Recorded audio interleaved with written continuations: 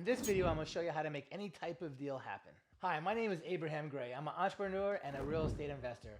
I bought hundreds of businesses and thousands of properties all over the United States. Why do they fucking call it an entrepreneur? Like, what the hell? That's a weird name. Why can't we change the name, make it like...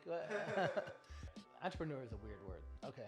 Now let's talk about how I close any deal I want and how you can too. So as you know by now, I do tons of real estate deals and business deals. So now I'm gonna give you a couple good examples of some businesses I bought and some good examples of some real estate I bought using this strategy. So the most important thing when doing any type of deal, no matter who you're doing it with, is to build rapport and have their trust. Without their rapport and trust, you're never gonna have a deal happen. Now, on the other flip side, if you get their trust and you build rapport with them, they'll basically do anything you want. Think about it. Have you ever trusted someone and not done what they wanted you to do? Probably not. Have you ever done anything for somebody that you didn't trust? You probably didn't do anything for them. So it's the same thing in business, same thing in real estate, same thing with your wife, same thing with your kids, same thing with your teachers. You gotta build rapport and you gotta build trust. Once you have that, pretty much you get anything you want. Now that we got rapport and trust figured out, the next important things on getting a deal done are, of course, the price, because every single deal there's a price. And then the other thing that's really important that most people don't think about are the terms of a deal. To me, the terms of a deal are more important than the price. Most people really value that price more than anything, which gives me a big upper hand because I always try to get people the price they want, and then I get the terms that I want. As long as you can control either the price or the terms, there's not a single deal that you can't make happen. Let me give you an example. Let's say somebody wants $1 million for something, and let's say it's only worth $100,000. Can you make that deal happen? Well, 9 out of 10 people will think you can't, but let me show you how you could. So let's say you're buying this, whatever it is, for $1 million, because that's what the person wants. And you know it's only worth $100,000. If you could pay them $10 a month for the rest of your life till you pay them $1 million, can you buy that for $1 million? You probably could. So that's an example of how you control the terms so you could pay any price you want. Let's flip it. Let's say somebody wants the terms that they want. Typically, what are the terms that somebody's gonna want? They're gonna want you to pay them right away, right now, today, right away. That's the terms that they want. Can you make that happen? Well, if you control the price, of course you can.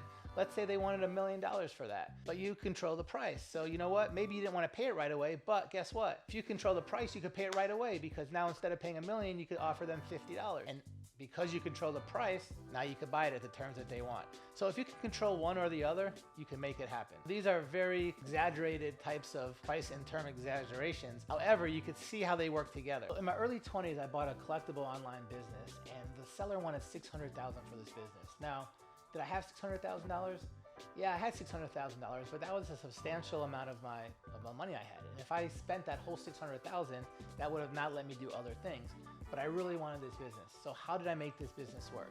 Well, I used the strategy of price and terms. I told the guy, look, I'll give you your price, but then I need the terms that I want. So that's how I made this work. So I actually made him a few offers. He's like, give me a few different offers. So I said, you know what? I'll give you the $600,000 that you want, but I'm gonna pay you over 5 years. Or if you want, I'll give you $500,000 for the business over 4 years. Or I'll give you $300,000 for the business over 1 year. Or I'll give you $200,000 for the business and I'll pay you today. And those were basically the types of terms I gave him. And he ended up coming back at the $600,000 over 5 years. Some of you must be thinking, well, why would I pay more just because I get the terms that I want? Why does that make sense? Well, the longer the terms, the less monthly payment I'm making. And when I'm buying a business or buying real estate, what really matters is the cash flow. The cash flow is how much money I have coming in every single month in my pocket that I'm able to go out and spend. So if I have a $600,000 deal that I gotta pay in 1 year, I'm paying a lot of money every month. If I have to pay it over 2 years, I'm paying less. 3 years, 4 years, less and less and less. So the longer I could drag it out, the less I'm paying every month. So if a business is profiting $10,000 a month and I have $10,000 payments to my seller, then I'm making no money.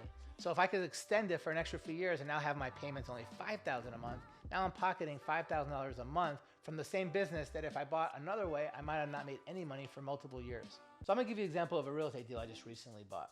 So I was talking to the seller that had 9 properties that he wanted to sell me. He wanted $375,000 for each house. Now, I could have bought them for cash and made a little bit of money. However, it's been a much better deal for me to buy them with some sort of seller financing. Then I don't have to use all my money and I could keep it a little while, rent it out, cash flow, and then sell it later when the market goes up. So what I did was this. I offered the seller $325,000 a house cash, and I could just buy them all right away. Or I told him, look, I'll give you the $375,000. However, I can only give you 10% upfront, so $37,500 upfront for each house, and then the balance over the next 10 years. I structured that, and the reason why I structured it that way is because I know that over time the market goes up. So if I paid him $375 a house cash, I would have made very little money selling them, because let's just say I was able to sell them for $450, and after my real estate fees, after my closing costs, after my holding costs, and the rehab I did, I'd make a very small profit. But because he did an owner finance, what I was able to do was I was able to rent these houses out. And my payment to the owner is a fraction of what I'm getting in rent. And then the way I figured is that properties go up every single year, or over time they keep going up. So at some point when the property did go up enough to where I could sell it, then I can make the same amount of money then as I would have now paying $325. However, in the meantime, I'd be collecting rent every single month and have a positive cash flow until that time. So now everyone should know how to make a deal happen. If you get any good deals, hit me up, because I might want to buy them from you. Like, subscribe, and comment on what videos you want me to make in the future so I can make videos that you want to see. We gotta edit it, so. You want me to twerk? Yeah, I'm not editing that. Well, miss, I guess I'll be on my